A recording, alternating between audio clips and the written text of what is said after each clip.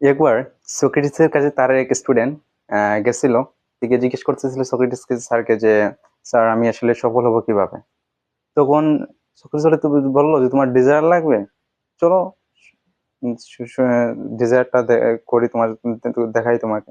তখন এই সক্রেটিস হচ্ছে গিয়া ওই স্টুডেন্টকে নিয়ে হচ্ছে গিয়া নদীর পাড়ে গেল। নদীটা পাড়ে গেল, প্রথমে হচ্ছে হাঁটুইমা পানিতে নিল, পরে হচ্ছে কোমর কোমর পর্যন্ত পানি, পরে হচ্ছে গলা পর্যন্ত পানি নেওয়ার পর সক্রেটিস ঠিক ঠিক তখনই শরীরের যা জোর ছিল, ওই যা শরীর সমস্ত জোর দিয়ে সে তার ছাত্রকে পানির মধ্যে চেপে ধরলো। চেপে ধরার পর হচ্ছে কিছু সময় রাখার পর যখন ছাত্র খুবই কি জানটা বেড়ে যাওয়ার মতো অবস্থা, তখনই তাকে তুললো যে সক্রেটিস। তখন তোলার পরে তোলার পরেই ছাত্র তো খুব রেগে আগুন, বললো sir you are attempt to murder. তখন খুব রেগে ছাত্র হচ্ছে কি স্যারকে বলছেন এই কথা। তখন হচ্ছে সক্রেটিস বলে যে তোমাকে যখন আমি পানিতে চুবিয়ে ধরলাম, হ্যাঁ, তখন তোমার প্রথমে চিন্তা ভাবনা মাথার মধ্যে কি চিন্তা আসতেছিল? তখন সে বলে যে তার অক্সিজেন প্রয়োজন, স্যার অক্সিজেন প্রয়োজন, তাকে পানি থেকে উঠতে হবে।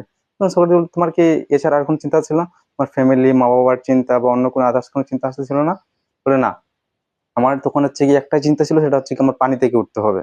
হ্যাঁ, তখন বললো, তখন ঠিক সক্রেটিস তখনই বললো দিস ইজ এ ডিজায়ার। হ্যাঁ, তো ডিজায়ারটা কি, যে এই হচ্ছে তোমার, যখনই তোমার সফলতার জন্য পাওয়ার জন্য তোমাকে একদিকে লক্ষ্য রাখে, একদিকে। এই যে তুমি যেমন একটু কিছুক্ষণ আগে যে ঘটনা ঘটেছিল, তোমার প্রথমত অক্সিজেন প্রয়োজন ছিল, সেই জন্য তোমার প্রথমত লক্ষ্য রাখতে হবে তোমার ডিজায়ারের দিকে, তোমার লক্ষ্য নির্ধারণ তোমাকে করে সামনের দিকে আগাতে হবে, তাহলে তুমি তোমার সফলতা পাওয়াটা সম্ভব।